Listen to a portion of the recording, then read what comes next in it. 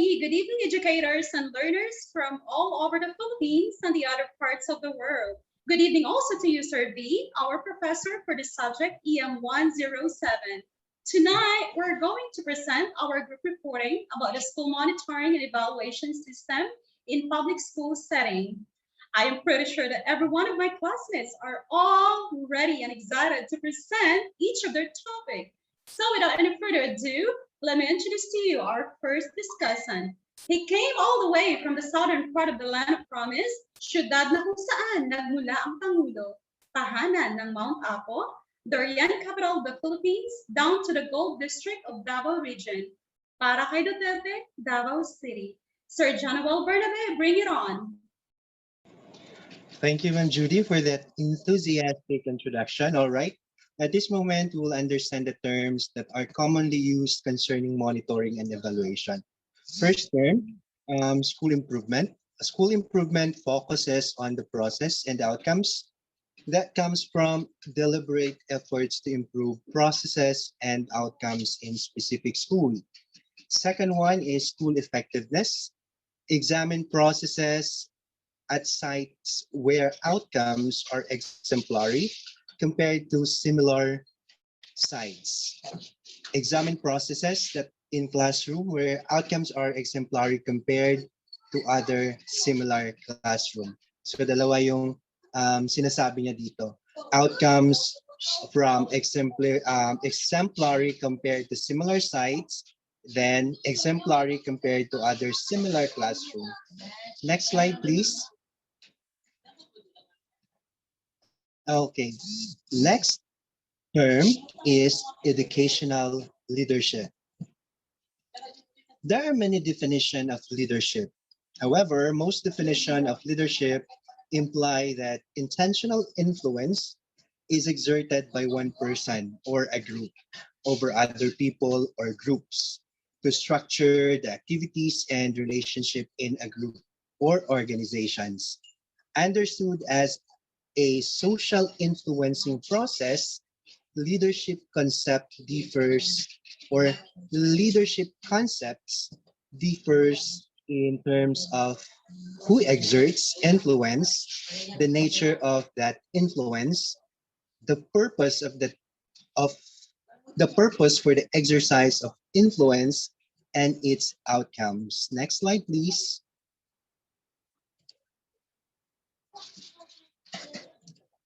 Now, we are learning the 6 leadership dimensions that are classified as having moderate to large significant effects on outcomes. First is establishing goals and expectations.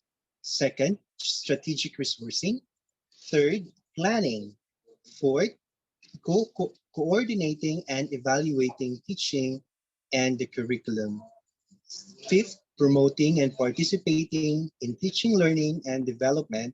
And the last one is ensuring an orderly and supportive environment. Next slide, please.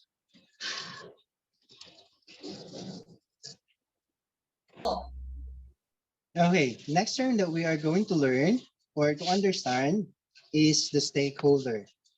In education, the term stakeholder typically refers to anyone who is invested in the welfare and success of a school and its students, including administrators, teachers, staff members, students, parents, families, community members, local business leaders, and elected officials such as school board members, city councilors, and state representatives.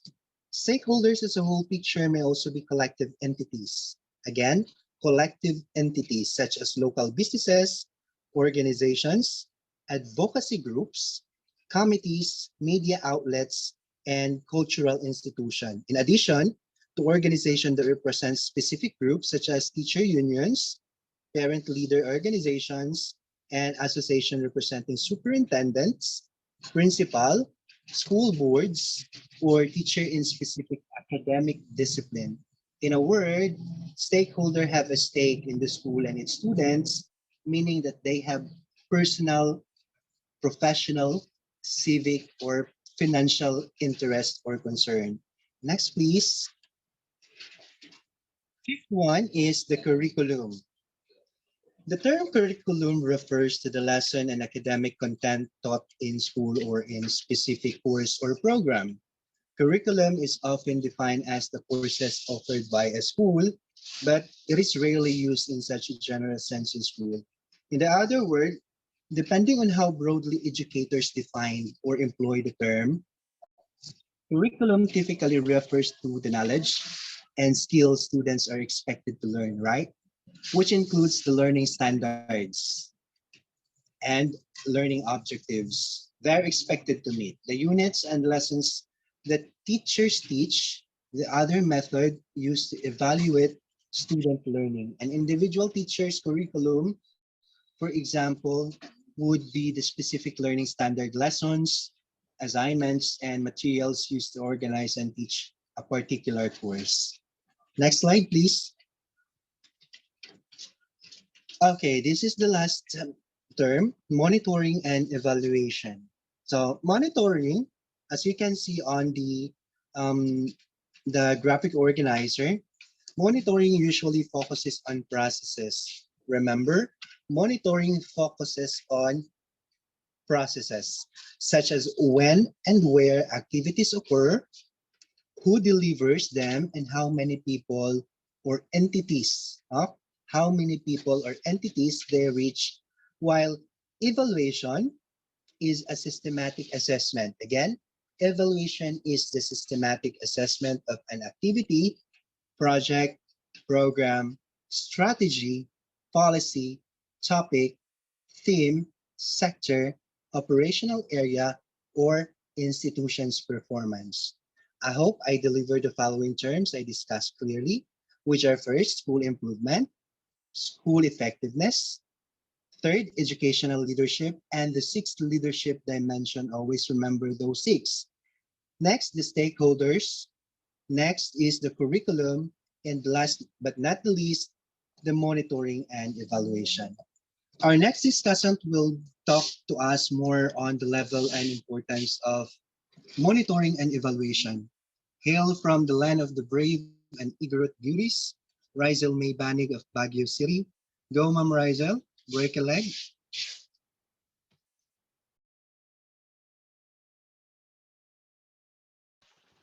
Okay, good evening partners. Magandang gabi po sa ating lahat.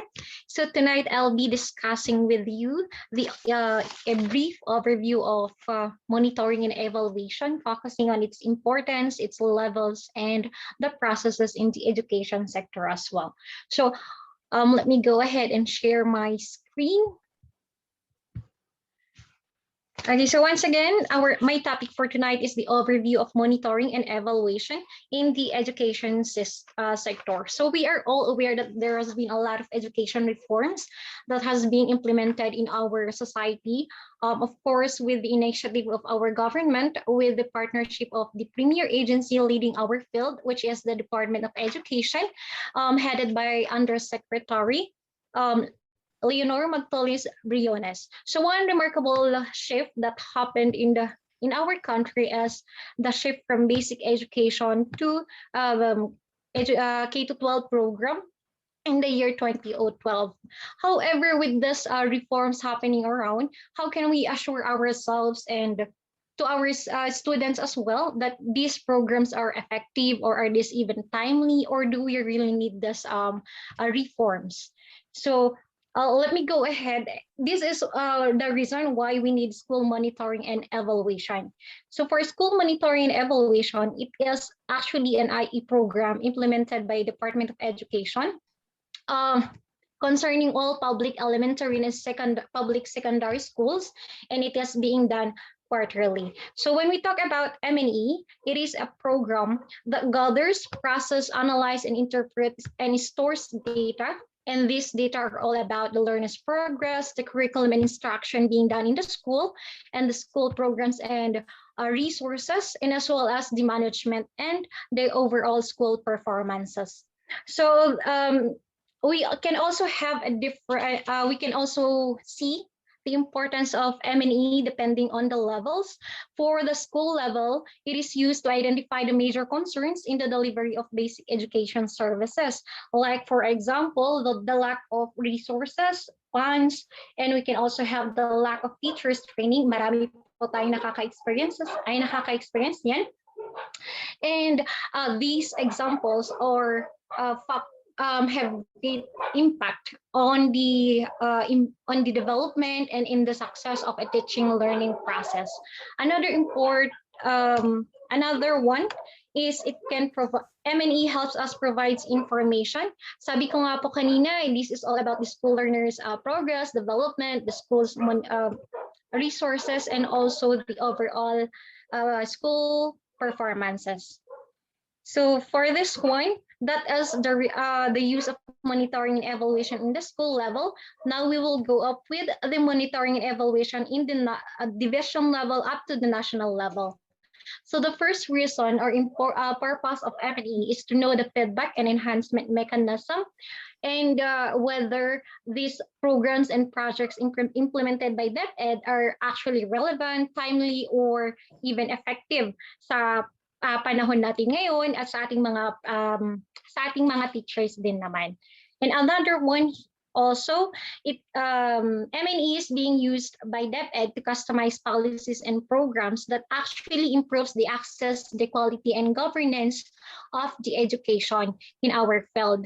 And the last is it is being used as a data bank. Pag sinabi po nating data bank, since M&E collects information regarding a specific school, step-by-step process po kasi siya. So from one school in a specific municipality, madadagdagan hanggang makuha po nila lahat ng information sa lahat ng school, public, elementary, and secondary schools dito sa ating bansa. So sa paraan po na yun, nakakaipon po sila, which we call as data bank. Mostly, nagpo-focus na sila sa best practices or sa mga programs and projects na na-implement na effective naman. Na pwede rin po na magamit sa ibang schools kasi meron namang iba na pwede sa lugar ninyo na hindi naman pwede sa amin. So pwede rin po, it is being used like a benchmarking. Parang ganun na po yung labas niya po dito. So now let me go ahead and walk you through with the execution and process of M&E. So since monitoring and evaluation came from the direction of the higher level, we can say that the approach used in the implementation of M&E is it is actually top to bottom and bottom to top. And we will see later on kung bakit ganun yung dalawang approach na yun ang ginamit nila. So una po lahat dito, sa process po natin, it is the DepEd who provides the memo regarding the implementation or execution of monitoring and evaluation. Si DepEd National, may hawak po nito actually sa DepEd National is the Policy and Research Division and Planning and Programming Division. Sila po may handle lahat nationwide and mag-release sila ng memo sa regional. At sa regional naman ang may hawak ay si Quality Assurance Division. From the regional level, mag-release si regional level sa ating sa schools division, district, and sa school heads all about the guidelines that they need to follow during the execution of the monitoring and evaluation. Makikita po natin dito sa schools division ang naghahawak po ng M&E ay si School Governance and Operations Division. And syempre, pag sa school, meron po tayong school head and principal. So once release na po yung memo natin about the start na dapat ng pag-execute ng monitoring evaluation, mag-i-start na po dito si school.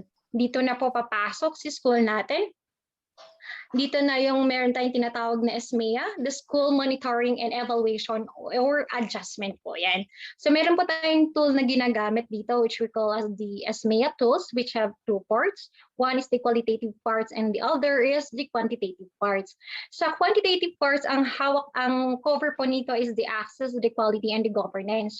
While si qualitative parts parang sa research po, na meron tayong mga pa-essay, mga ganun. Pero usually sa qualitative parts, ito naman yung kino-concern sa pinakamataas na actually, yung mga problema na cover po nito. So dito tayo sa quantitative parts, pag sinabi po nating access, nagpo-focus po ito sa students natin. Sa development nila, makikita nyo po dyan, yung ating this natin sa SMEA tools po natin, makikita natin doon yung access, quality, and governance. Pag sinabi po nating access, ang cover po nito is all about the learners. Makikita nyo po dito sa aking screen kung ilan po dyan sabi niya dropouts, kung ilan po yung enrolled, mga ganun po. So pag sinabi naman po nating quality, dito natin makikita yung school performances when it comes to curriculum and instruction. Mame-measure po natin ito with the academic awards ng ating schools and with the academic awards of the learners din naman. Kasi like, meron naman tayong mga competitions like the national level, regional, down to a district na pwede nating salihan. Meron din po tayong not actually, yun ang isang number 1 din na nagme-measure ng quality of curriculum and instruction ng isang school. And lastly, na part po nito is the governance. So basically po, pag governance, ito is tungkol sa management sa isang school. And syempre, pag management po, lahat na po yan. Pag-manage ng curriculum and instruction, pag-manage po ng sa mga resources po, sa mga assets na meron po tayo. At syempre, dun din sa tinitignan din po natin kung sapat ba yung mga trainings and programs na meron din yung mga teachers natin. Para the more po na tumaas pa yung kanilang level na sa pagtuturo, mga ganun. Para din naman sa quality education, pag-deliver ng quality education po. So there you go. We can see here the we can actually see here the importance of monitoring and evaluation in a specific school, and of course, not only in the school, but as well in the education sector. So, pag natapos na po nakuha yung monitoring and evaluation, pag na-fill upan na po lahat yon, yung monitoring and evaluation tool, meron i-present po nila ito sa different areas. Meron tayong sa school level, district, division, and regional. So meron tayong iba't iba dyan na pwede mag-present, pwede rin pong mag-consolidate at mga attendees natin. Depende sa level kung saan po tayo mag-present po. So there you go, partners. Ito po ang aking last slide, which is monitoring and evaluation. It is actually very important and it plays a crucial part in the education sector as it is the backbone of making important decisions by the educational leaders. So dapat pag ginagawa po natin ang monitoring and evaluation, it should be full of honesty and integrity. Ayun po. So that is all. Once again, I am Rizal Maybaning from the summer capital of the Philippines, and this is my report. Thank you.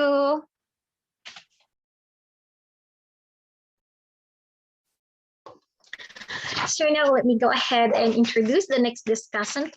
So all the way from California, USA, just kidding, and migrated to the beautiful land of marble, batong kasing tigas ng puso mo nung iniwan ka ng ex mo. From the capital province of Romblon, Judith Kapinig Roca. Go ahead, ma'am.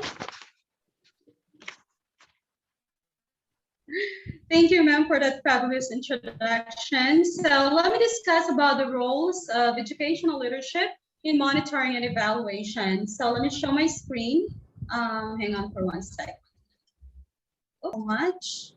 Okay. So roles of educational leaders in monitoring and evaluation. All right. I hope you guys can see the screen. All right. Okay.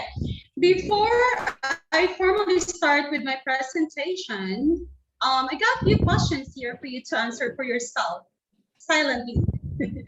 So questions like, where do I start and how am I supposed to fit in? Okay, next is, how am I expected to mentor and support other educators? And the last question is, am I ready to accept the role of educational leader? Well, even if you're one of those feeling comfortable in your role, you might also find something of, interesting in this quick presentation that I'm about to show in the next few moments about the role of an educational leader. So if you have been given that role, good for you.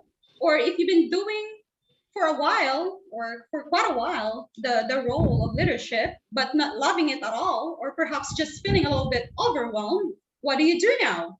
So here are the 5 areas for educational leader role. Number 1, okay.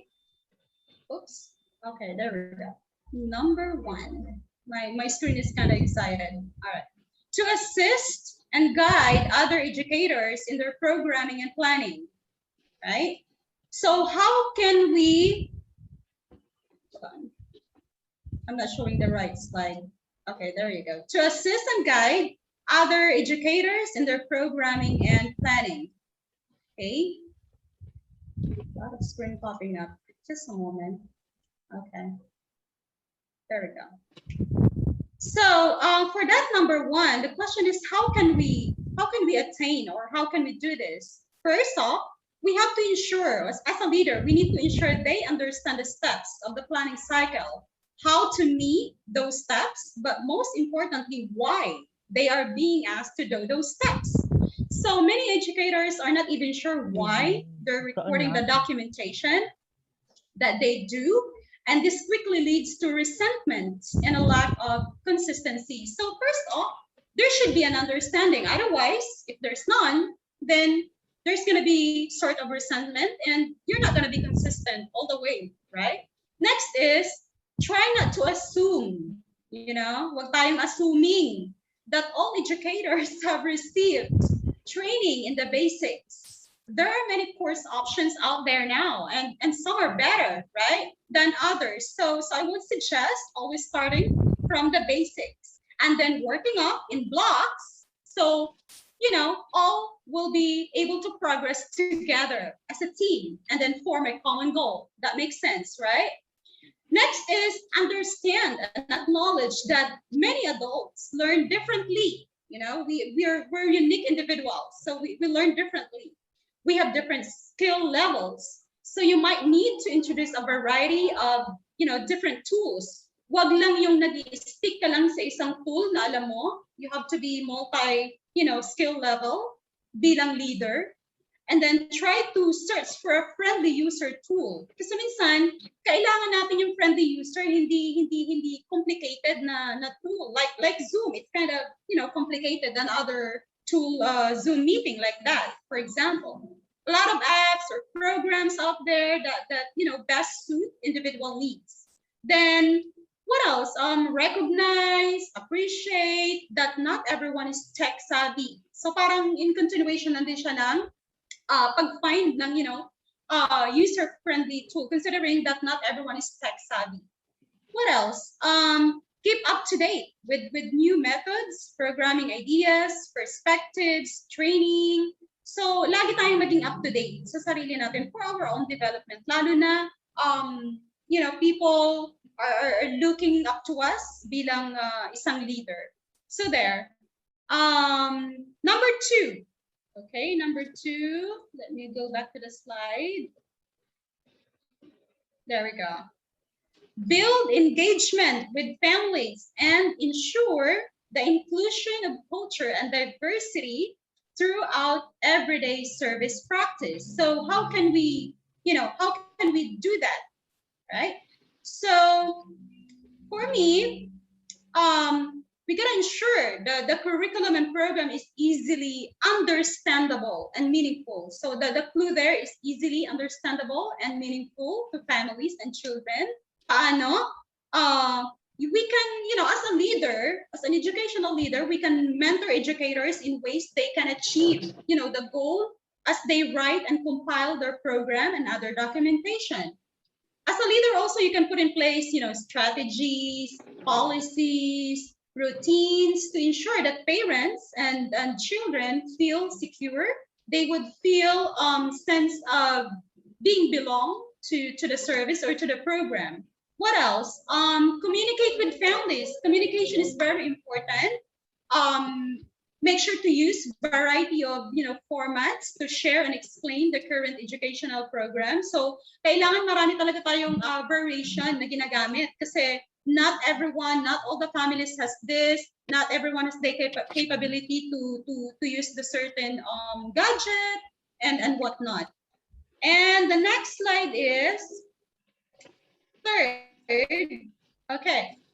To confidently use communication and reflection, okay? Reflection skills to ensure the goals, expectations, routines, and strategies for best practice are understood and achieved by all team members. So that's the third one. How can we do that? Well, consider the leadership style that you have responded to best in the past. So kung sa tingin mo, may mga nagawa ka ng leadership style na you think worked well, and what didn't work fine before, so you might want to weigh things out, and then you can use that information to create your own unique leadership style. So the clue there is have your own, uniqueness as a leader. Meron tayong kanya-kanyang style as a leader. So find your own, yung nag-work best for you.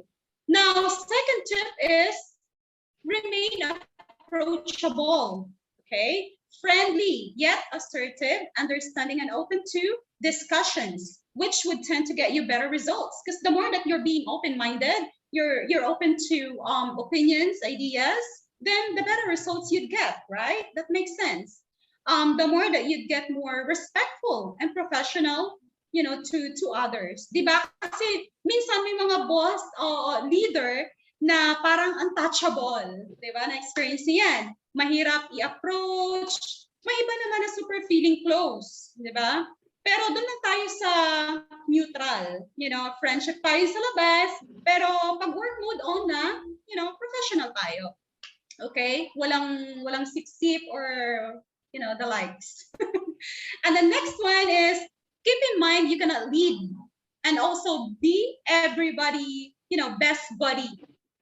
Kasi alam naman natin na you cannot please everyone. That's okay.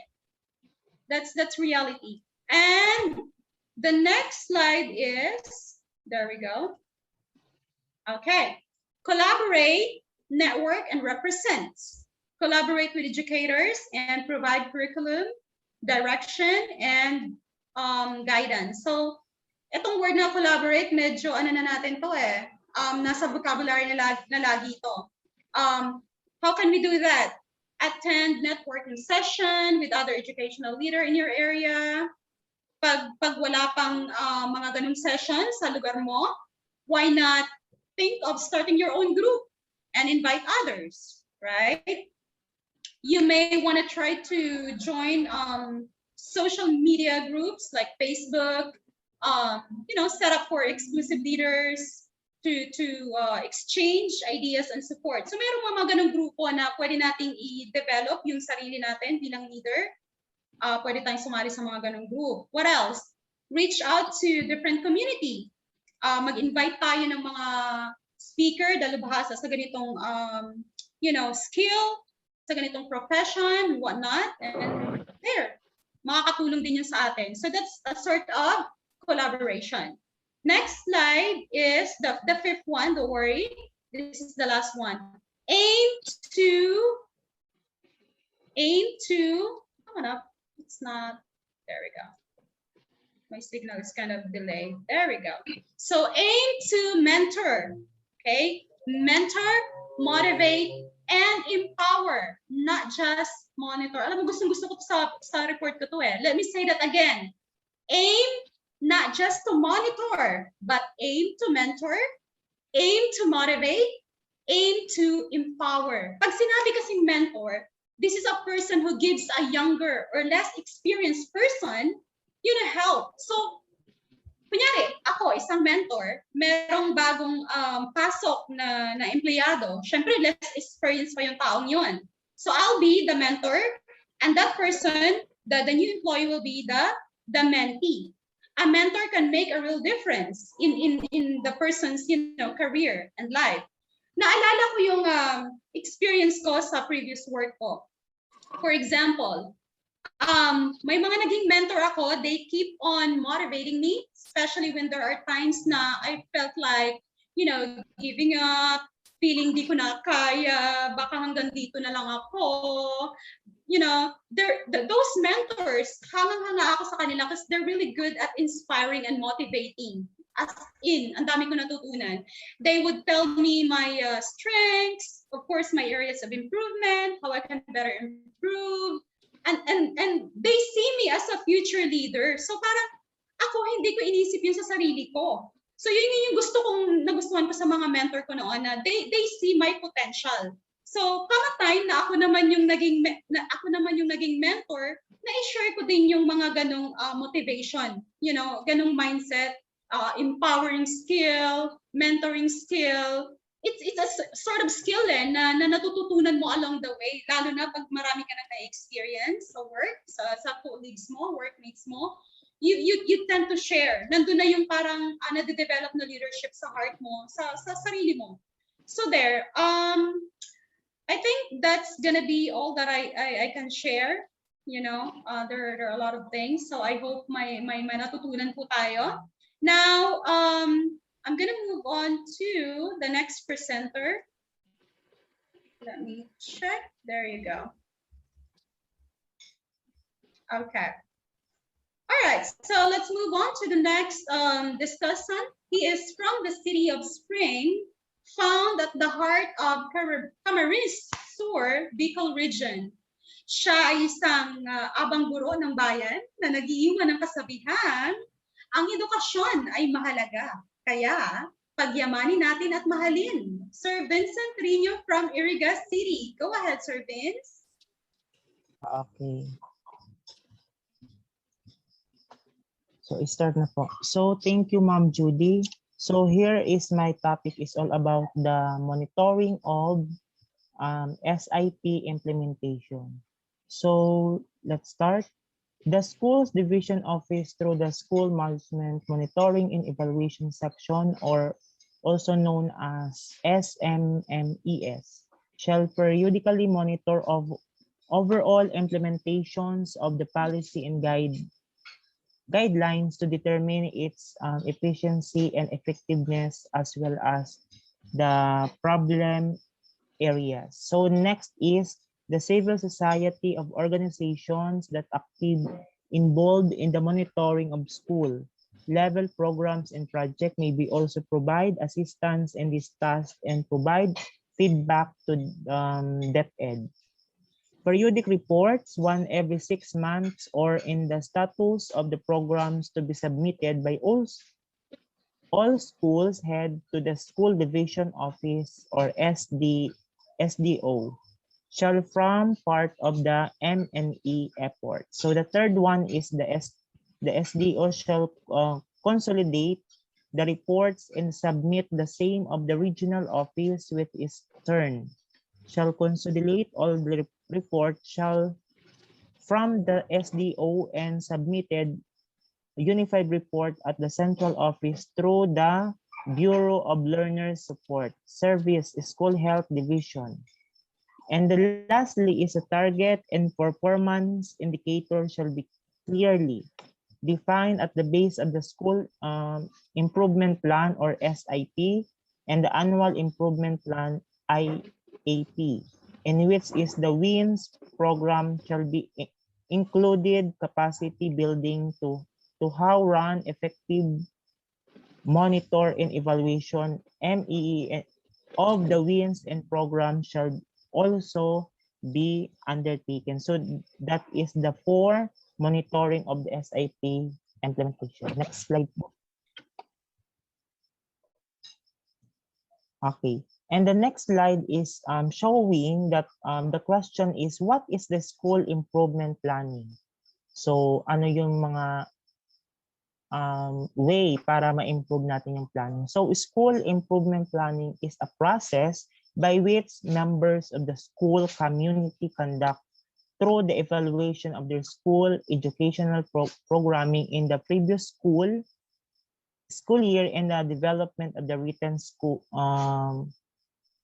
schools plan that. So there are 2. First is establish the starting point for ongoing evaluation of efforts and unified, independently organized schools improvement efforts from various areas of the total school program into single focus process. So next slide po.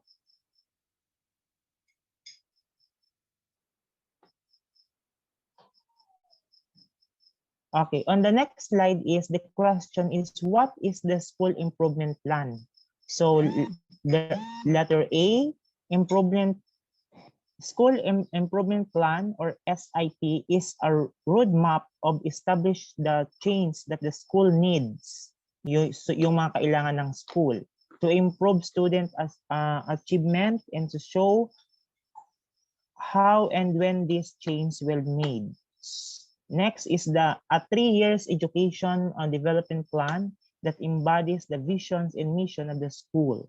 It contains the profile of the schools and the community, problems and needs, goals, objectives, standards and target, implementation plan, monitoring and evaluation plan, communication, and advocacy plan, documentation and reporting to the stakeholders and signatories. So there are the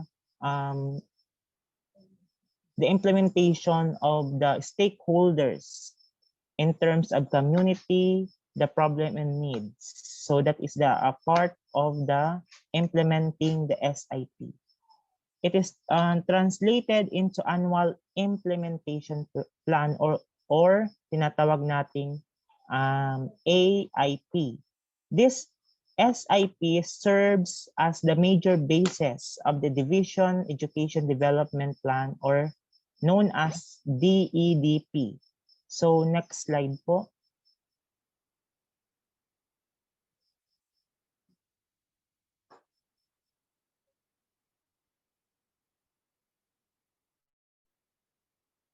Okay, next slide po.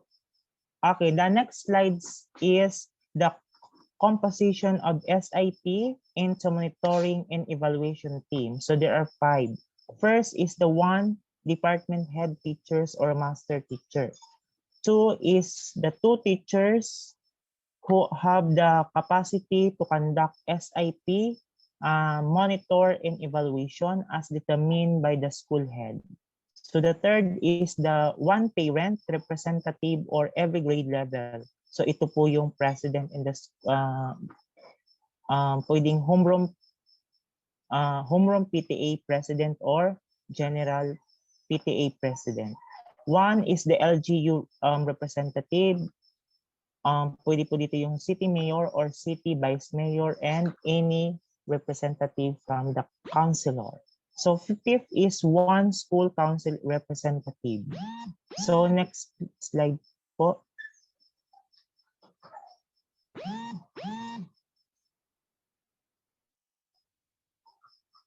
Okay, on this slide is showing the step-by-step procedure how to SIP planning cycle. So as you can see, there are 7 steps. Okay, steps in formulating the school improvement plan. So first step is collecting, organizing, and analyzing school data. So we need to collect the data is all about gathered the importance. So next step is identify the core values in formulating the vision and mission statement. So this is the anchor of the mission and vision to the school. So third step is determining school goals and objectives. Fourth one is the formulating the work and financial plan and annual implementation plan.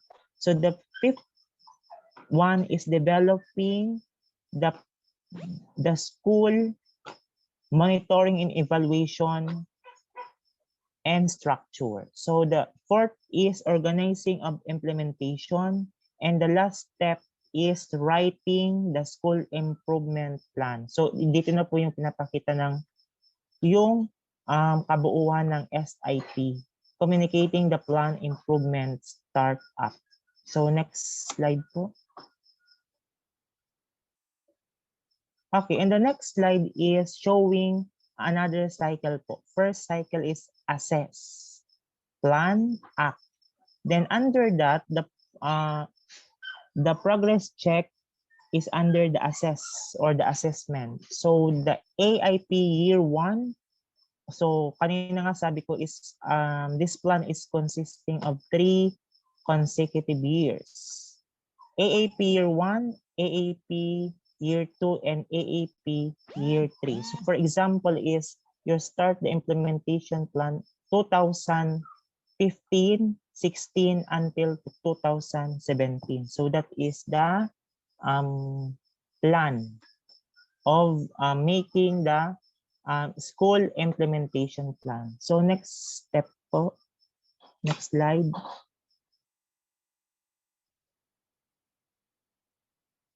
Okay, the next slide is showing another the R action plan or the summary. The design, there are 8 cycles. First is priority, second to assist, refine cycle, then define, then 6 is design, 7 is dive in, and the lastly is to demonstrate. So that is the rotation, how to make the AIP or SIP implementation. So next po.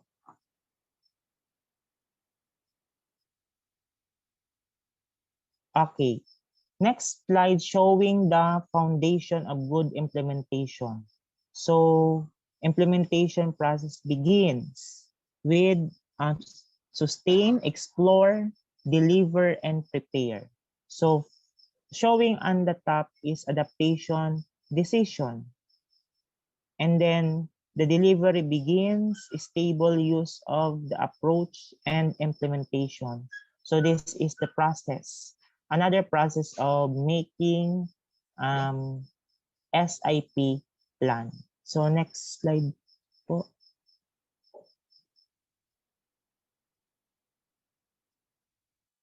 Okay, roadmap for SIP or AIP formulation. So there are 9. First is scan the school community environment to develop an overall picture description. 2 is identify the school, strengthen weaknesses, opportunities, and their threats. Third one is identify school problem, emphasizing the academic program. Fourth one is identify root cause of the problem. Fifth is the prioritize school problem, and 6 is develop the 5 to 6 vision, and the school define the school mission. So 6, 7, develop objective target program strategies for the realizing the school vision and mission. Next is write 3 to 5 years SIP based on the suggested outcome. And then last one is to prepare the annual implementation plan for the incoming school year based on the SIP. So this is the output from the 3 years consecutive for preparing the SIP plan. So next slide po.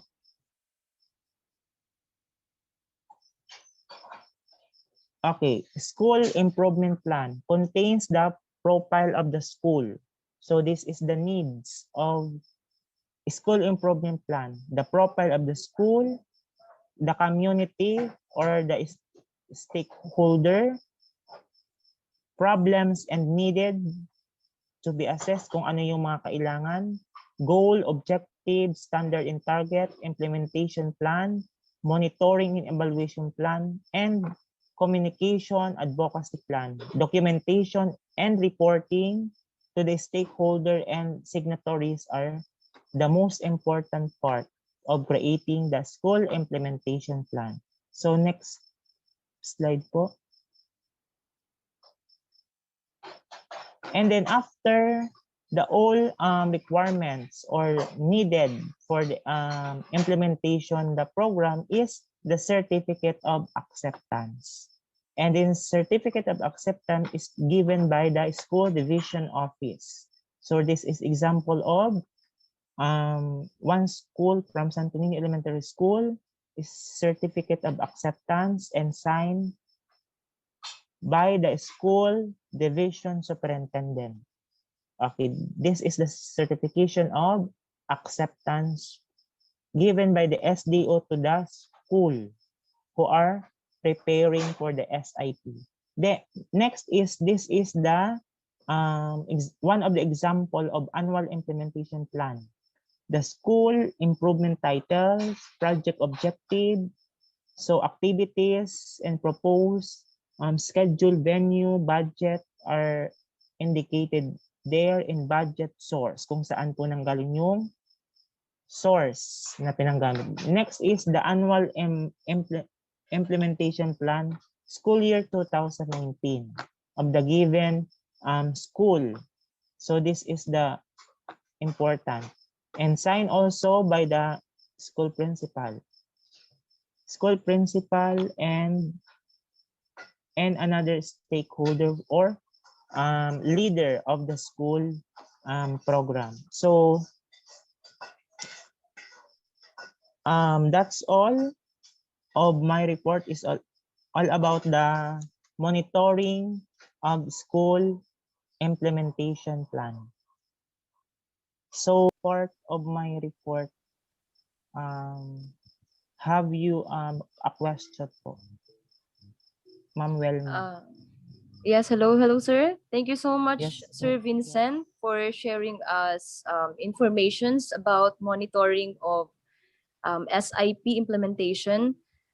So far, sir, I don't have any questions, but I have learned here that it is indeed important for a school to have an improvement plan implementation to evaluate schools' educational programming in the previous school year and its development.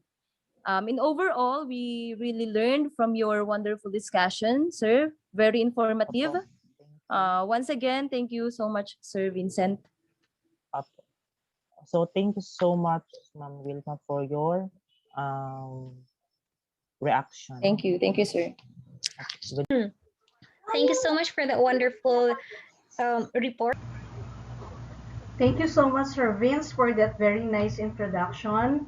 Greetings of peace from Land of the Dream Weavers. I will be discussing about the monitoring of instructional supervision. Monitoring of the school instructional supervision or curriculum implementation is a quality control mechanism of the school that will ensure correct and timely implementation of the curriculum by the teaching staff.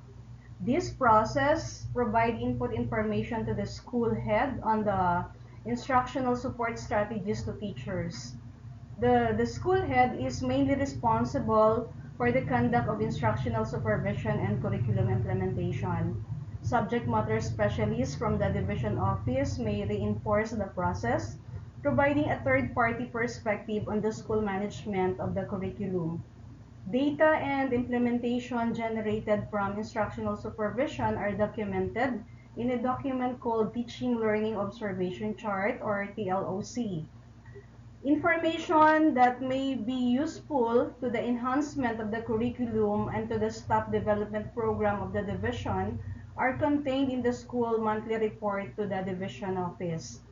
At the school, the result of this process are used as input to the instructional supervision plan of the school head.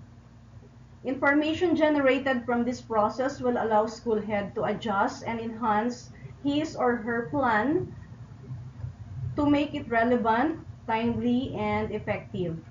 To provide instructional supervisory support to identified school head on the previous IS findings, the monthly instructional supervisory plan is used following the instructional supervision monitoring and evaluation tool. Now let me show you the monitoring, instructional supervision, and evaluation tools and forms.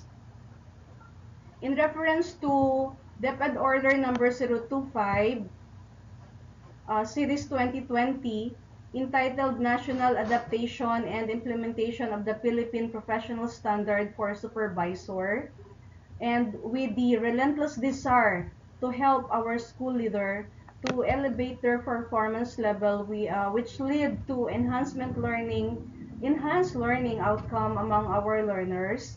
Department of Education Curriculum and Implementation Department direct the use of new IS tool and form that better suit the demand of this new normal in terms of instructional supervision provision. This form is the IS monitoring and evaluation report form. So this form shall contain the report of all the conducted instructional supervision for the whole month, including those who are still under follow-up.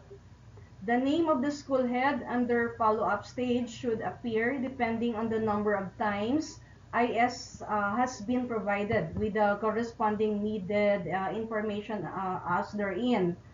The provider should make sure that IS follow-up should be made within 2 weeks after the last IS provision. So, and then submit this duly accomplished form to the CID chip via Google Drive, provided every end of the month. The next form is the IS monitoring form. This is the IS progress monitoring form. So this form shall be filled out by the instructional supervision provider. They will accomplish this form during every IS provision schedule and have it signed by both parties, the IS provider and the school head. The school head shall be provided with an accomplished copy of this form. The information contained in this form shall be used as basis for the effective and relevant IS provision. This is the form for the summary of instructional supervision tool.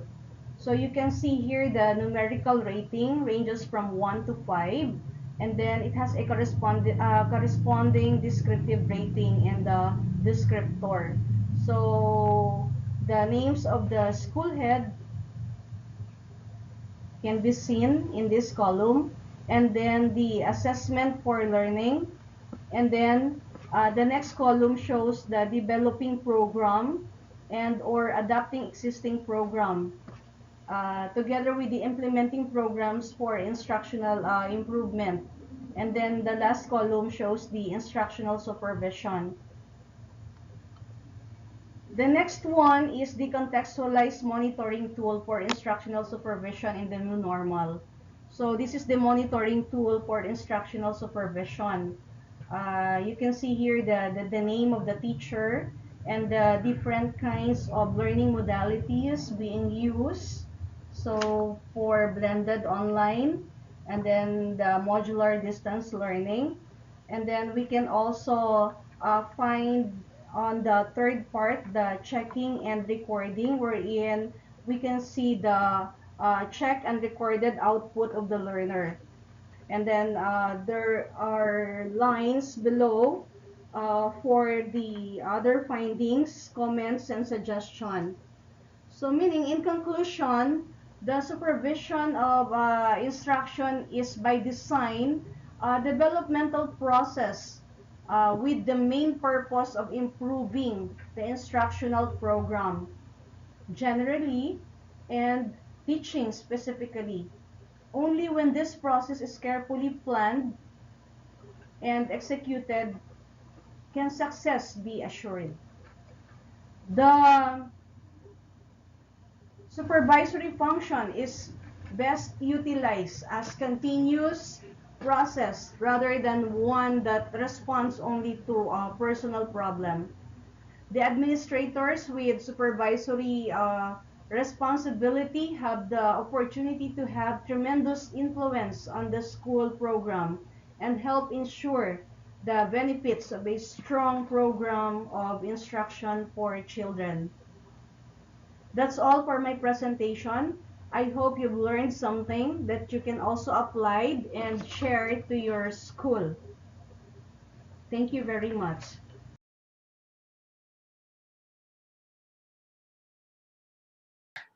He is from the line of the famous Death March Bataan, the last stand of Filipino and American soldiers who fought the Japanese forces. At narito ang kanyang mga kataga, Bataan, Bayan ng Magigiting, Fighting. Let's welcome Sir Jemmy Nuque. So, Go ahead, sir.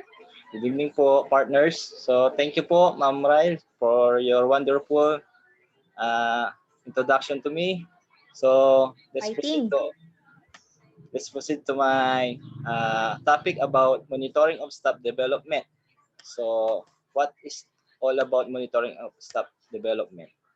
So, sabi dito, one of the most important aspect of instructional leadership is to provide the necessary climate to promote ongoing instructional improvement.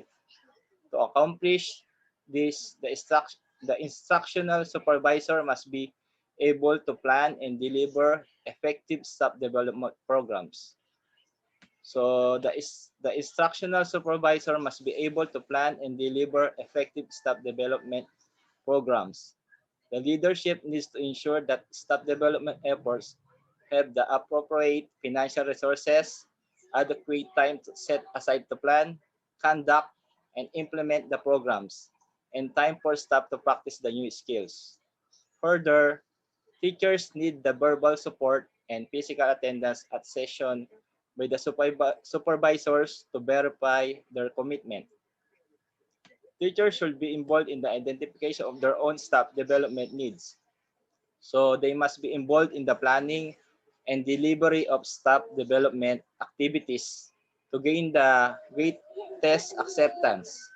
A well-planned and administered staff development program may be one of the most critical factors in the improvement of instruction and subsequently in the increase in student learning.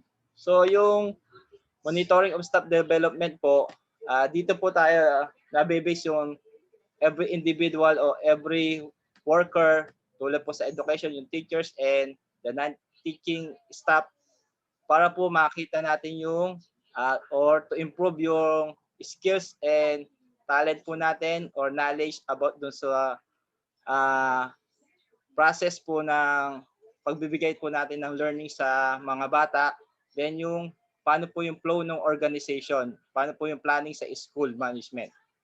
So next slide po again is yung electronic self-assessment tool. So ito po yung tool para po sa teachers, saka non-teaching staff.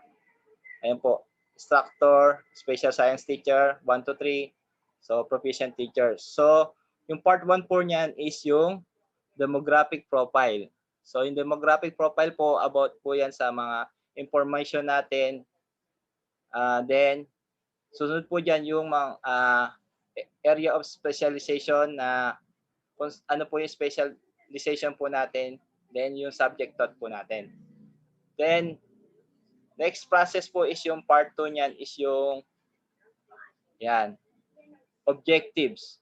So, yung sa mga objectives po niya yan, ayan po yung sa Philippine Professional Standards for Teachers. So, mula po sa domain 1 to domain 5 po yan. So, dyan po natin encode kung na-achieve po ba natin yung about po dun sa statement, dun sa mga key result area. Ayan po.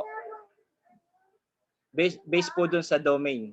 Tulad po no number 1 is content, knowledge, and pedagogy. So, andyan po yung level of capability and priority for development. Ayan po. So, yung ano niya po is low, moderate, high, and very high. So, tick lang po yung yung circle. Then, next is yung part 3 po is yung core behavioral competencies. So, about po din sa self-management, professionalism ethics. So, tick box lang po kung na-achieve po natin yung mga indicators na yan, competency indicators po natin. About dun po sa cycle. So, ginagawa po itong ESAT about from first quarter po, mga January to February po. Yan po, ginagawa na po yung ESAT na yan. Then, so next po is yung result focus, then teamwork, then service orientation, then innovation.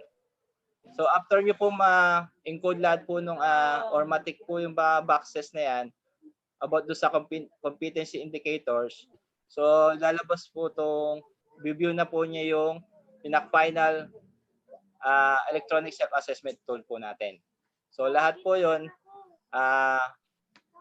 nakalagay po doon kung ano po yung status nyo po or yung ano po yung magiging strength and weaknesses po natin na kailangan natin i-achieve pa po.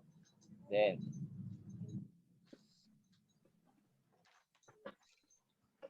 so ito po yung performance monitoring and coaching form. So ito din po kasi about po dun sa ESAT, ito po yung pinaka-final, yung pinaka-part 4 niya. Dito po natin based po dun sa ESAT, makikita dun yung strength and weaknesses po natin. So lalagay niyo po dito yung strength and weaknesses niyo po. Then ano po yung kailangan nating gawin or yung action plan na po natin para po mapalakas pa po yung ano natin na yun, yung weaknesses. O ano pa po yung mga output na dapat nating gawin. Ayun po yung isa sa mga monitoring evaluation form ng staff, ng teaching and non-teaching staff. Another forms po is yung COT. So ito po ginagamit po ni master teacher saka po ni teacher 1 to 3. So si master teacher 1 to 4 po, ito po yung kulay asul. So as of now po, yung key indicators po nakalagay dyan kasi po dahil po sa pandemic, gumawa po silang bagong process na evaluation, nabawasan po yun. So naging 3 lang po yung key indicators na nilagay ngayon dyan. Based po yan din sa dun sa IPCRF, kasama po yun, IPCRF, para po sa ating individual performance result base. Yun po.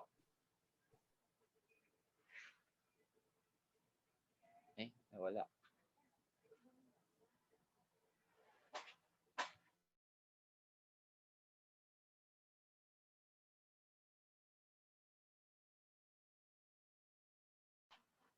Okay na po. So, ayun lang po yung may bibigay kong sharing para po doon sa report ko. So, that's all for my presentation. So, thank you po. So, any reaction about my report, Ma'am Rai? Hello po, Sir Jenny. Yes po, very informative kasi as for me po na hindi pa nagwo-work sa public, hindi ko pa po natatry ito. Pero basing on this po, napaka-helpful pala siya talaga para sa part natin. Kasi dito natin ma-realize at ma-check din natin kung saan yung strength natin, yung weakness natin, at kung ano pa yung more na i-workout natin para din naman sa mas magandang mas magandang performance natin sa school as a teacher, and of course for personal growth din naman. So yun lang, gusto kong matry ito, sir, once na ma-enter ko din po ang public. Yun lang po. Thank you po for your wonderful comments, Ma'am Rai. Welcome. So now, let's have the next presenter. So, siya po ay mula sa lugar na kung saan ay kilala po ang Siling Labuyo at kung saan din matatagpuan ang mga daragang magayon. Matatagpuan mo din daw dito ang iyong forever. Saan pa ba? Punta na po kayo sa Camarines Norte, Bicol, to Ma'am Wilma B. de la Punta. Ito na po, Ma'am Weng. Thank you so much, Sir Jamie. Tonight, I will be presenting the topic about managing school assets. So let us first have an introduction about managing school assets. Asset management can be explained as a process of providing, inventorying, recording the use, and evaluation of asset utility to support the implementation of the activity and the achievement of organization goal. Also, the implementation of asset management concept in educational institution cannot be equated with the business or industrial institutions, since the status of an educational institution is a non-profit organization. So in order for a school to be able to implement different activities events and projects proposed by different offices in school, especially the teachers, para ma-sustain yung main goal ng school sa mga estudyante, which is ma-reach yung learning objective sa mga students. The school needs an asset management, by which it is basically a process of providing the needs of the school staffs, teachers, and students. Aside from providing, of course, it is also a process of recording, or rather inventorying. In an inventory, it is to make sure that the school assets are properly utilized, and also it is a process of recording wherein it is important that everything being utilized by the school is properly recorded. So meaning to say, may black and white yung school. In order for the school na may mai-present if in case na merong may hanapin na mga documents, let's say for example dun sa yung mga supplies, yung mga records ng mga students. So importante po yun, yung recording or yung black and white na tinatawag sa school. So in the next slide po,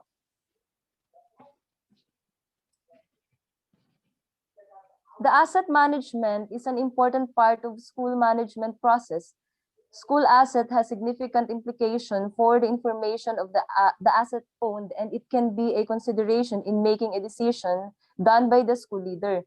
Therefore, the policy of providing the school asset in the future can be more relevant based on the school need.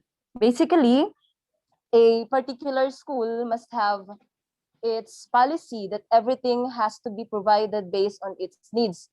Of course, yung school, kung familiar po kayo dun sa project procurement management plan, na gumagawa po sila ng, or nag-i-input sila dun sa project procurement management plan ng mga important things they need. For example, yung equipments, yung mga facilities, especially dun sa loob ng classroom, yung blackboards, even yung mga chalks, kailangan po siya na mailagay dun sa project procurement management plan.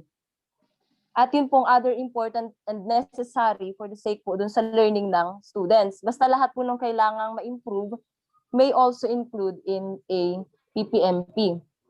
All organizations have important assets they need to monitor, maintain, and manage, but we're not just talking about stocks and shares. From laptops and books to desks and chairs, schools have hundreds of items, both physical and virtual, that need to be managed in some way. So in the next slide po,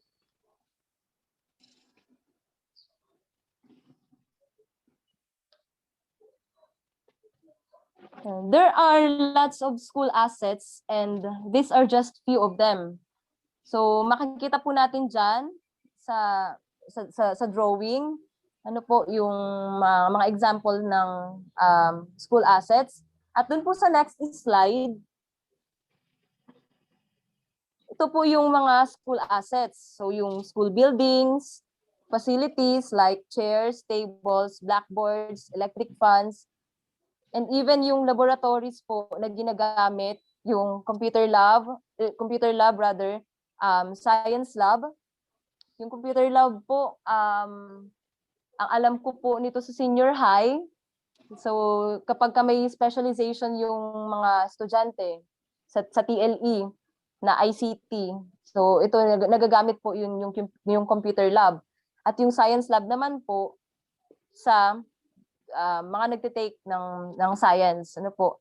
So yung library, so ito po common ito sa mga schools, especially sa mga ang alam ko po kasi sa colleges din merong lalo na sa mga colleges na mga nagte-take ng mga thesis, ano po, at yung mga textbooks kasi po minsan dinidistribute na siya ng mga teachers.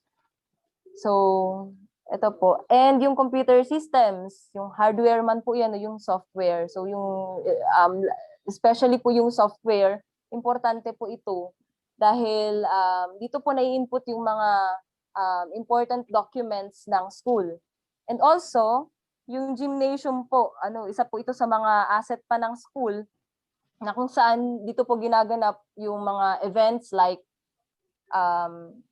especially yung pong mga PE, yung MAPE, di ba, yung MAPE major, dito nila ginaganap ito. So yung mga matatagpuan natin diyan, yung mga sports facilities or yung mga sports equipment, lalo na yung mga bola, ganun. So dito po matatagpuan. And these are just some lang po or few doon sa mga school assets. So next slide po. Now, who are the persons responsible in monitoring school assets? So, primarily po, yung school head for the management and equitable distribution of resources.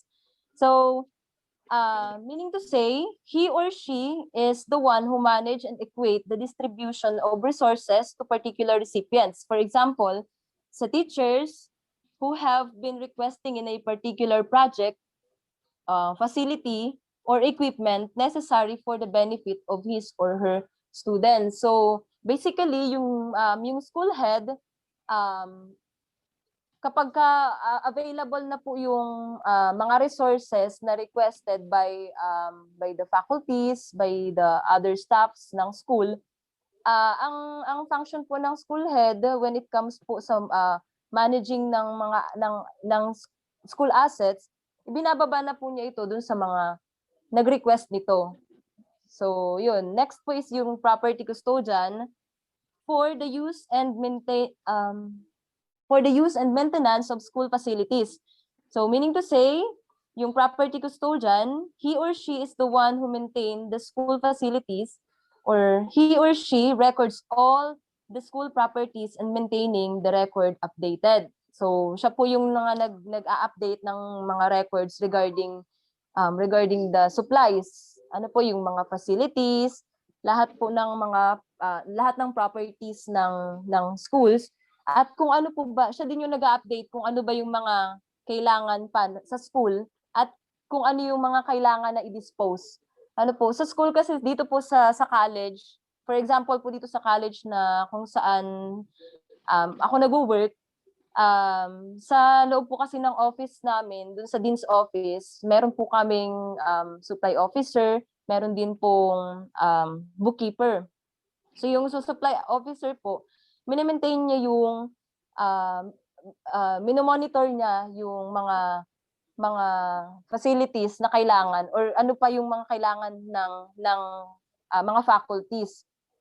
At kung ano po yung mga dapat na i-dispose na yung mga nasirang equipments, binabalik po yun sa supply. So ito yung trabaho ng property custodian. Next po is yung librarian. So very common po, and alam natin na it is for the management of learning materials, or he or she manage the learning materials. So siya po yung nagmamanage ng textbooks and everything inside the library. At yung teachers naman po for the utilization and safekeeping of school equipment. So basically, yung teachers po ay responsible for keeping everything inside the classroom properly utilized and managed. So mini-make sure po ng teachers na yung mga equipments na requested nila doon sa supply officer or sa property custodian ay na-utilize po para po dun sa learning ng bata. So yun yung sa teachers. And then yung ICT coordinator. So yung ICT coordinator naman po for the maintenance and upgrade of ICT laboratory. So if a school has their computer laboratory, ICT coordinator maintain and update all the computers inside the laboratory. So siya din po yung nag-maintain ng let's say for example may magkaroon ng problema sa software na ginagamit ng mga estudyante, responsible din po yung ICT coordinator. So sa next slide po.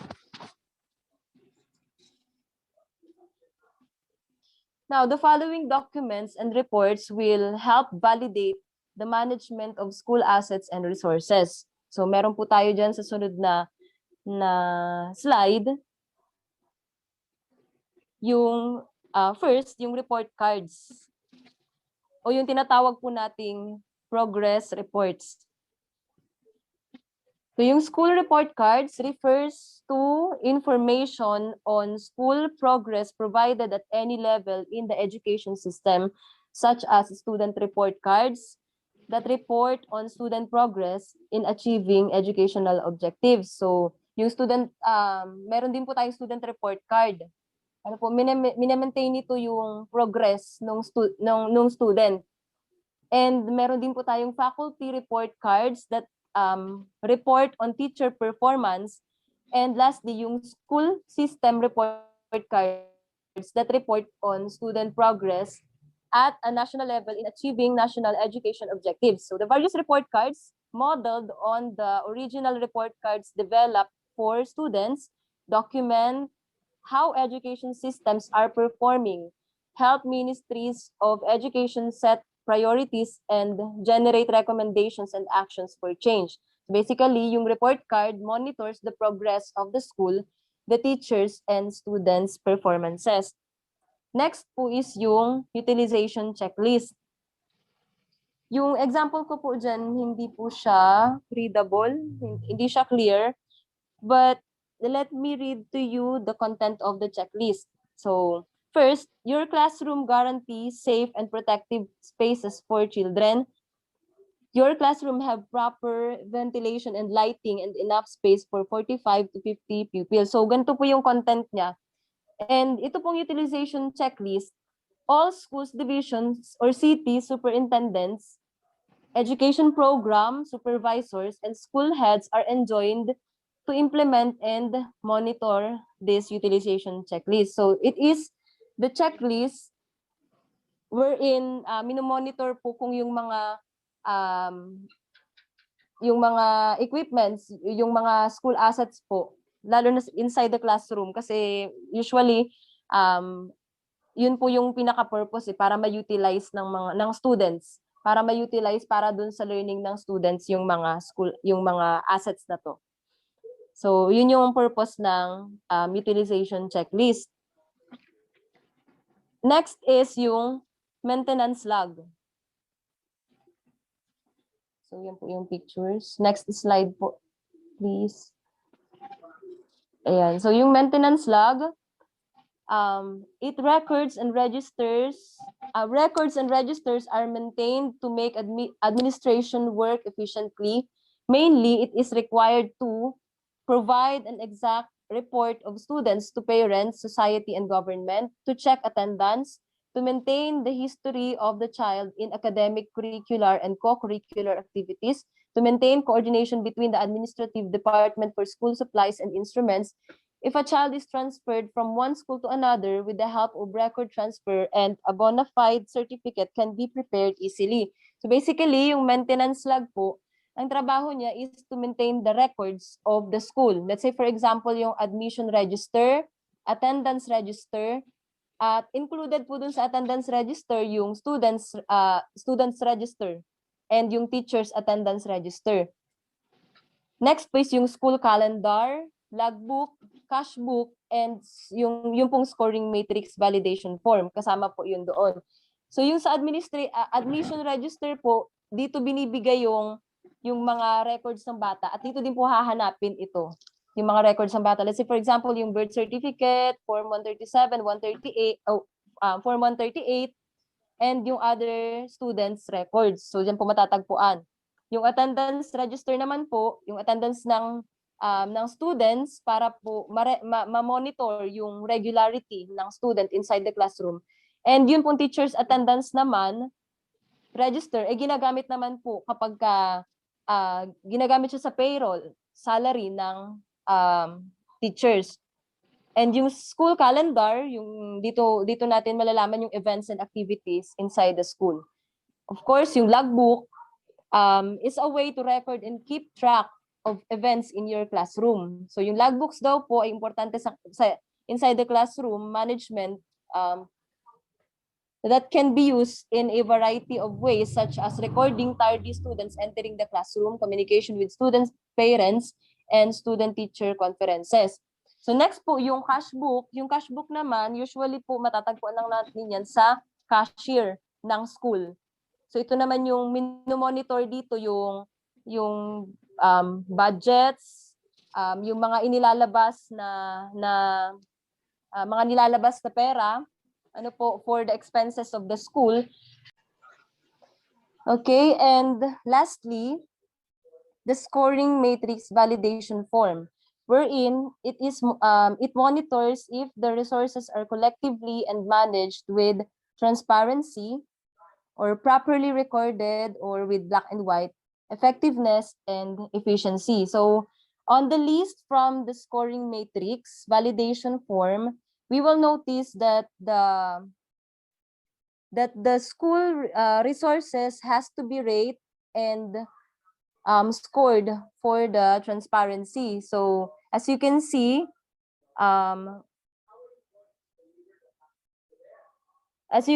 nandyan po yung list ng mga resources to be scored and rated by the school staff or the teacher. So yan po yung example ng scoring matrix validation form. So that's all for my discussion. But before I introduce the next presenter, any insights or reactions or any additional information on this, Sir John? Sure, mabilisan lang to ha. Assets are based on a general point of view. Assets are part of the school that needs to manage and inventory. So karamihan sa mga paaralan ay nahihirapan to maintain balance between over and under the stockings on their inventory levels. Kasi malawak na yung malawak din kasi yung saklaw ng asset. So extra inventory occupies more space and ties up financial resources, no? Espasyo at nakatali sa mga pagkukunang pampinansyal. Yun yung ibig sabihin niya. A shortage of inventory sa kabaliktaran, maaari itong humantong sa nakakagambalang daloy ng trabaho, or in contrary, it may lead to disrupted workflows. I think yun lang po yung maibibigay ko na insight regarding sa monitoring of school assets, ma'am. Thank you so much. Thank you so much, Sir John. Now, let's move on to the next discussant. Siya po ay nagmula pa sa lugar kung saan mahirap ang signal at sasakyan at lugar na kung saan pwedeng magtago sa mga nautangan. Lugar ng Ambitakay, Santo Tomas, La Union. Hello, Ma'am Faith Ann. Good evening po. Yes, ma'am. Good evening. My report is about learning tracking progress. So, how are learners being tracked in the K-12 basic education program? Based on the theoretical basis of Vygotsky on the zone of proximal development, it says that assessment is permitted to ensure learning success to move from guided to independent display of knowledge, understanding, and skills. It also enables learners to transfer knowledge, understanding, and skills successfully in future situations. ZPB talks about what the learners can do without the supervision of a skilled partner and what she or he can do in the supervision of a professional like his or her teachers. Assessment facilitates the development also of the learner's higher order thinking and 21st century skills. What are these 21st century skills? It can be career and innovation skills, media and literacy, and many more. So assessment in the K-12 basic education program recognizes the diversity of our learners and the need for multiple ways of measuring their varying abilities and learning potentials, because we all know our students are have different kinds of intelligence. Some are inclined with numbers, arts, sports, technology and livelihood, and many more, and the role of learners as co-participants in the assessment process. So what is classroom as teachers and learners, and it should be in unity with their instruction. It should always be in line with the objectives of the lesson. So also it is used to track learners' progress in relation to learning standards and development of the 21st century skills. It provides basis for the profiling of student performance on the learning competencies and standards of the curriculum, and promotes self-reflection on their accountability of their own learning. So classroom assessment also is a process of identifying, gathering, organizing, and interpreting quantitative and qualitative information about what learners know and can do. Lahat ng nagpo-produce ng numbers about sa ating students, like the grades, is an example of the quantitative information, and qualitative information is about the concepts, skills, development, galon. Tapos number 7, classroom assessment methods should also be consistent with curriculum standards and measures achievement of competencies by the learners. So assessment in the classroom ay nag-i-involve ng tatlong standards. Ito yung content standards, which is the sequential topics in each learning stand, domain, and theme, and it answers the questions, what should learners know? Sa performance standards naman, it enables the learners to demonstrate their 21st century skills and answers the questions, what should the students do with what they know and how they can apply it in the real life situation. Sa kanilang learning competencies naman, itinatarget nito yung KSA ng mga students, which is yung knowledge, skills, and attitudes. So may dalawang klase ng assessment sa ating students. Ito yung una, yung formative assessment. Ang formative assessment ay hindi ginagamit for grading system. Prepare lang niya yung learners sa kanyang summative assessment. Ang example nito is yung mga pretest natin bago natin proceed yung ating lesson directly. Tinitignan natin kung saan ba yung student mahina, or saan ba yung teachers magpo-focus mas lalo sa topic. Ang formative assessment ay kinakandak before the lesson, during, and after the lesson. So sa formative assessment, before the lesson, yung learner dapat alam niya yung what he knows about the topic lesson, understand it, and identify his or the topics na naguguluhan pa siya, and identify barriers ng learning. Para sa teacher naman, nakakagkakaroon siya ng information about kung ano yung learners know, shares learning intentions and success, determine conception, and identify what hinders learning. During the lesson naman, si learner nalalaman na niya yung strengths and weaknesses niya, na-identify na rin niya kung ano yung learning barriers niya, ano yung dapat pa niyang malaman, at monitor na rin niya yung kanyang progress.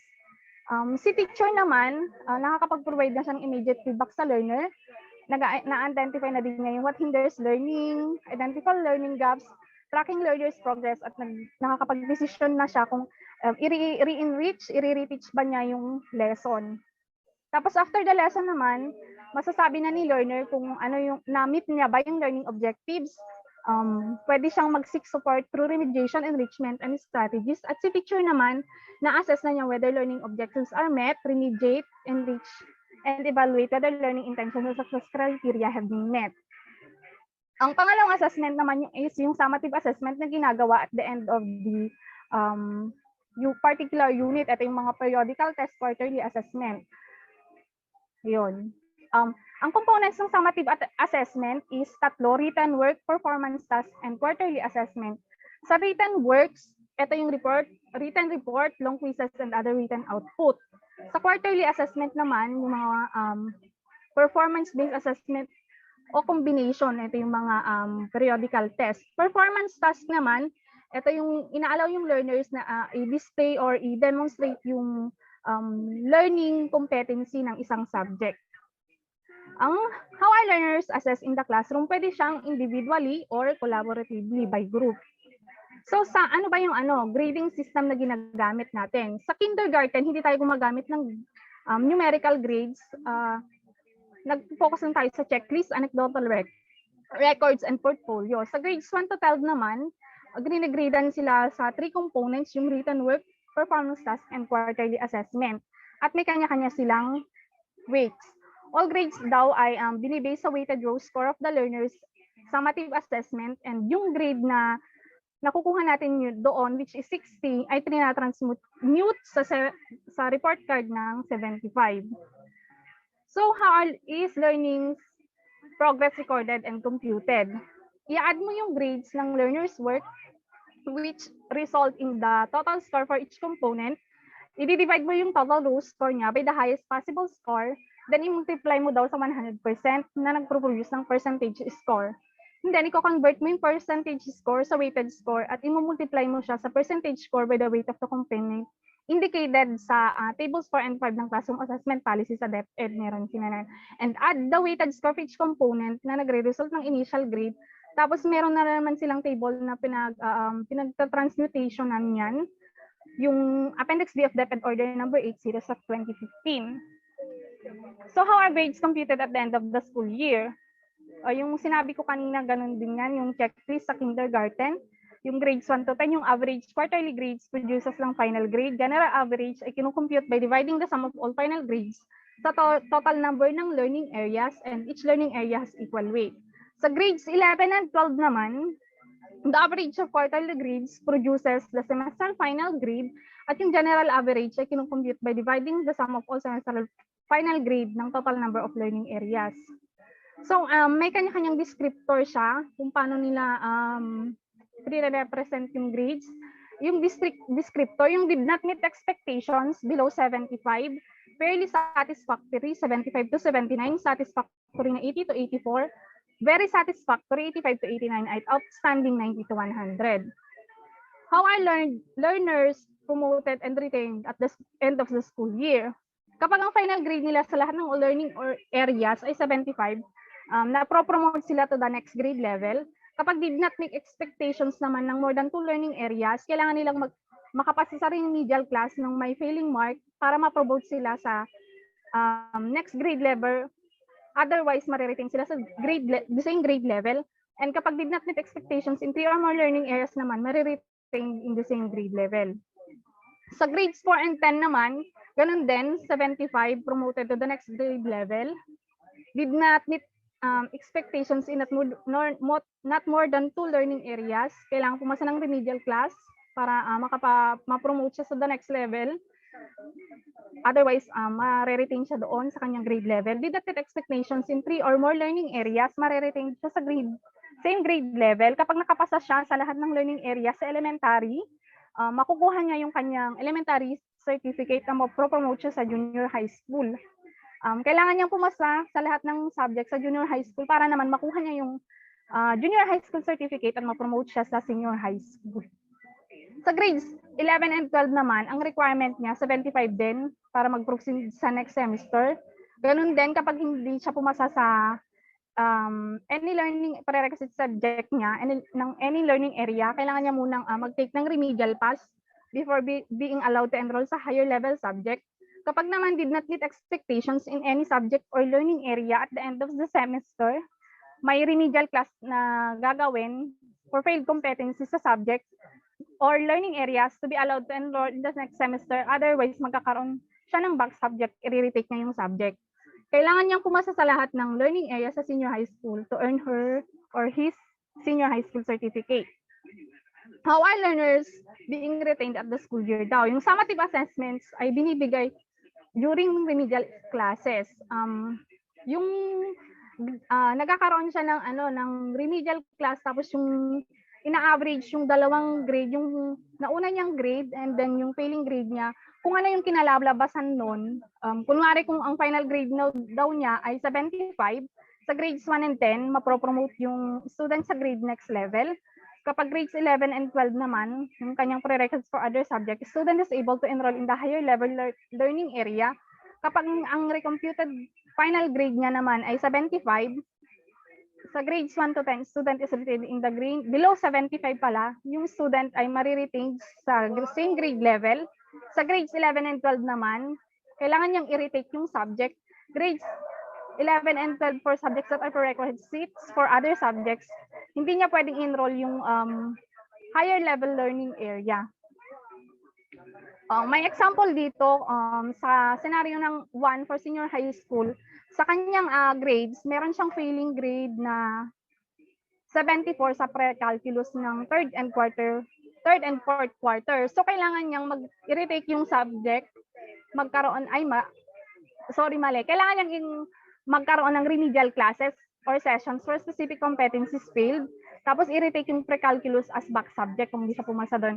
Ang nagbibigay naman ng support ng senior high school para makapamili siya ng strand na gusto niya is yung guidance teacher niya or yung career advocates daw.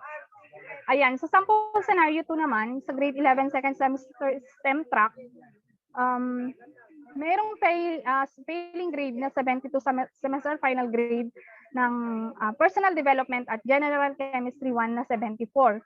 So ang mangyayari, after the remedial class daw, si learner A ay nakakuha ng following grade. 72 sa final grade, remedial class niya 76. So in average, nagkaroon siya ng recomputed final grade na 74. Sa general chemistry 1 naman, 74 siya parehas, yung recomputed final grade niya 74. So both failed yung kanyang learning area. So kailangan niyang i-retake both learning areas in the next semester. After remedial class naman, si learner B naman, nakakuha ng following grade ng 74. At yung sa general chemistry niya 76 dun sa kanyang recomputed final grade. So, nakapasa na siya sa 74. Ang kailangan na lang niyang kuhanin, i-retake ay yung personal development at pwede na niyang i-enroll yung kanyang chemistry 2 na subject. So, nire-reflect din daw sa card ng student yung core values ng ang Filipino core values. Ito yung makadiyos, makakalikasan, makatao, at makabansa.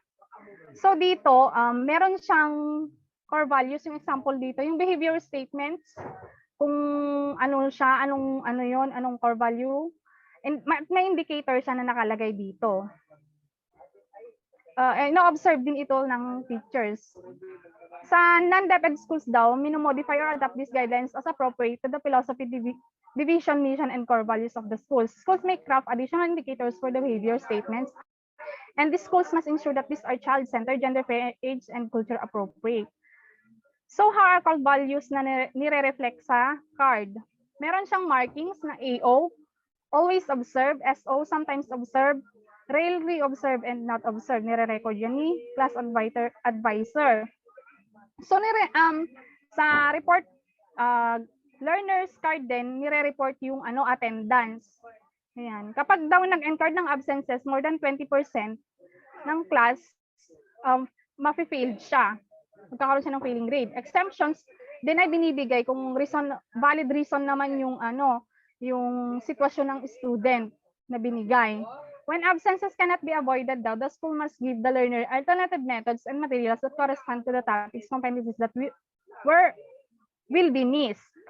Ito yung sample report ng card, grades 1 to 10 yan, attendance, mga ganyan. Grades 1 to 10, ito yung mga learning areas niya. Ayun yung descriptors. Tapos yung core values. Ayan, grades 11 and 12, sample na report card ng grades 11 and 12. Yun lang, thank you. Any insights on my report, Sir? Sir Jemmy? Yes po, Sir ma'am. Jemmy Nuke. Yes po. Anong insight? So, good evening po ulit, partners. So, dadagdagan ko na lang po yung nyo, yung about dun sa present nyo pong topic. As of dati po, yun po yung sa learner's progress po natin, yung po yung mga ginagamit sa performance, sa written, and sa quarterly assessment. So may tinatawag po tayong e-class record. Ayun po, i-encode nyo lang po dun yung grades ng bata. About po doon, number 1 po dun is written, then susunod po is performance, then quarterly assessment. So, ayun lang po i-share ko sa inyo. Ayun po yung ginagamit kong face-to-face. Sa ngayon po, bali po may percentage po yung tatlo na yon. Depende po dun sa kung academic track po siya, OTBL Ay, track oo. po siya, sports track po siya. Ayun po yung sa senior high school. Iba pa rin po dun sa junior and elementary. Okay po. Then po, Opo. sa ngayon po, dagdag ko rin po, naging written and performance na lang po yung Oh. i-gradean po natin. Dahil po dun sa pandemic, nagkaroon po ng continuity plan para po dun sa grading system po dun sa senior high school. Ganun din po sa junior. Nagkaroon po din ng pagbabago. Bali po halimbawa po sa subject ng TLE. So 60% po yung performance niya, mababa po yung sa written. Ganun po. Ganun po yung magiging grading system. So, then halimbawa po sa TBL track, may 60-40 yung ano niya, percentage niya, 40 po yung written, then 60 po yung performance. Then doon po, nako-compute nyo na po yun, through e-class record po, transmuted na po yun. So, hindi na, i-include lang po kayo ng mga score ng bata. So, automatic po yung e-class record na yun. Malalaman nyo na po kung pass yung bata. So, sa lahat po ng present nyo po, informative po lahat po yun. Tama naman po yung lahat ng present nyo, ma'am. So, yun lang po yung masasabi ko sa topic nyo po na present. So, thank you po. Thank you, Sir Jemmy, sa iyong feedback na napaka-substantial.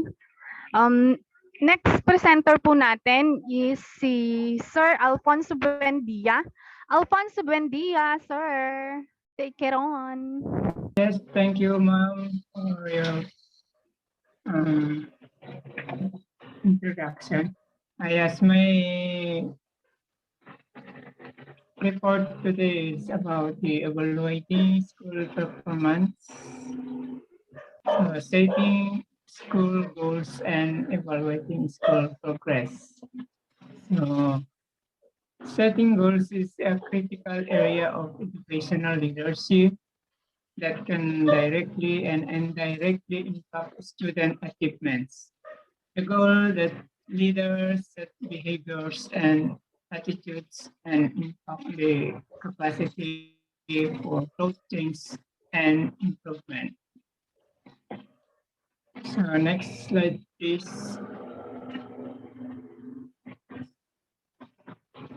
Yeah, that's it.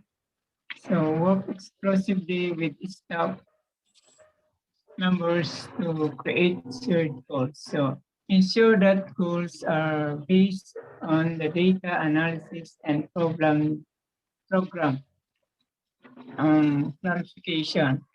Develop goals, evidence of attainments, strategies, and objectives that are aligned.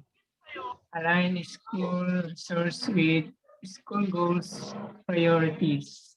Align school goals, classroom instruction, and classroom school assessment. Identify key processes that impact results. Communicate with decision makers outside the school. Ensure that the school goals are aligned with school goals. So once the school goals are been set and implemented, it's critical for school leaders and evaluate progress towards the goals. So the following are strategies for evaluating school progress. Next, let's facilitate the development of calendar of all school improvement activities and ensure that calendar should and reviewed regularly. Establish a consistent process to track and impact improvement efforts have on student achievement. Closely monitor the collection and analysis of data by staff to assess whether progress toward goals is satisfactory for all groups of students. Continuously collect the utilized data to inform instructional decision at the building and classroom level and provide academic intervention for individual and groups of students. use a variety of tools, including technology to monitor progress, recognize the success and contribution of others, facilitate the use of data, continuously evaluate the other school goals. This is my end analysis. Evaluation, can you please put get up or tap up the slide, please. Tap up. Yeah, that's it. No. That is it. Thank you. Evaluating school performance is about the performance of the school, not only the school, the what do you call this, the school building or but also the performance of the students, of their grades, diagnostic tests, um, periodical tests. Also, the teachers are also monitored of their performance, and the principal. The principal is monitored by the higher education of the division office and also the DepEd, because they are the responsible to give the task of the principal or the head of the school teacher. Sorry, the school head. Yes. So all these are important. So they need to do it. They evaluate it accurately so that it can process it into proper good what proper data in to make it improve the performance of the school setting. So why that is evaluating school performance is so important. It's because this performance are very critical when it comes to analysis. Why?